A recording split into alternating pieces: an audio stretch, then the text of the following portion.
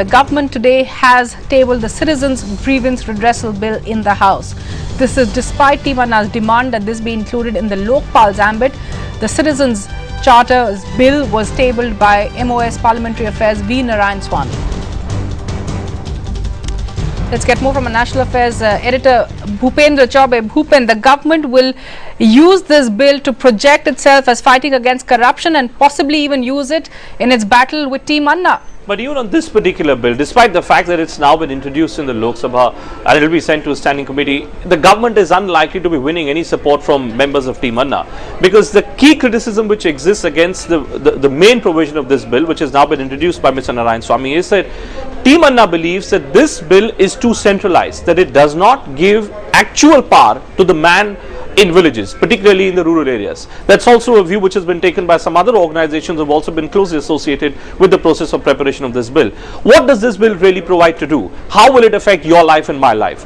What it does is that once this becomes a law, outside every government department there will be a citizens charter that will be put up in the form of a board of sorts, where every citizen will have the right to figure out if he or she has made demand or a request for any kind of government service. The onus on providing that service now rests on the concerned government department, on the concerned government officer. If that service or that good is not provided to the citizen within a specified time limit, then questions can be asked against that government ministry or against that nodal officer.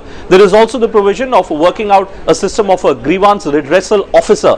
This will be the person to whom any individual can simply go to and say that, look, I have not got a particular service or a particular government good despite a particular time lag of say 3 to 4 months having elapsed. On that front, in this sense, it does bring about a landmark shift in the way we have interacted with the entire government sector, with all the services which are provided by the government. But as I said, that since Team Anna is unlikely to be impressed by it, the government's job certainly is not over as yet. Of course, Team Anna doesn't get to pass this bill in Parliament. It's the Parliament that passes it. So, does the government expect a smooth passage for the bill? I think that question has already been well settled, that we all know that Team Anna is not responsible for passage of this bill, Parul, but at the end of the day, just look at where the government has come down to. It's almost as if the government has worked itself out, working towards a deadline of sorts. Parliament, this winter session of Parliament was scheduled to end on the 22nd of this month. Now we do know that there is a strong possibility of this session being extended at least for 3 days after the Christmas break.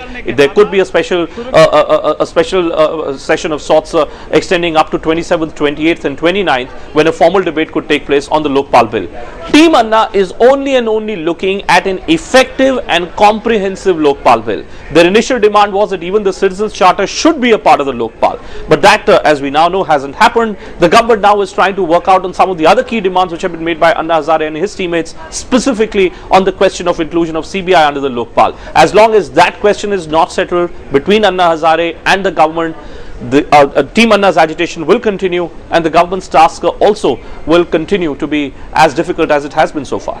So on paper, Bhupen, the government has provided a legal framework for time-bound delivery of goods and services and their redressal if that doesn't happen. Does this work at the central level and at the state level, or do states have the independence to have their own grievance redressal mechanisms and such like? Well, that's the main objection. That's the main point which has been made by Anna Hazare and his teammates, when they say that if at all the government was really serious in bringing about a paradigm shift in the lives of ordinary citizens, then this bill should necessarily have been enacted, have been implemented at the state level also.